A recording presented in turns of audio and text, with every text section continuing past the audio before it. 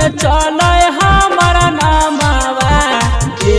darling तोरे कराना photo लेके खोजे पुलिस थानावा सोना तोरे कराना ये डार्लिंग तोरे कराना आफत में आ गेलो हमर जानवा सोना फोटो लेके खोजे पुलिस थानावा डार्लिंग तोरे कराना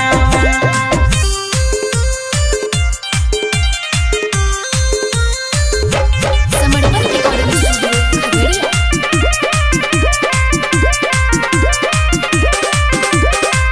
बन के अपराधी के जानो छियो हम फरार गे गुंडा घोषित कर देलकै गे हमारा सरकार गे बन के अपराधी के सोना छियो हम फरार गे गुंडा घोषित कर देलकै गे हमारा सरकार गे टारगेट पर चढ़ल कई दुश्मनवा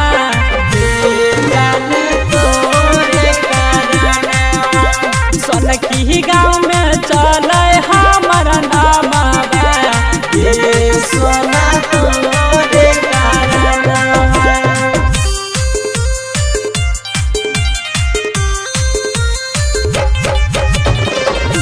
समर्पण रिकॉर्डिंग स्टूडियो जान से मारे वाला खाली दई हो क धमकी गे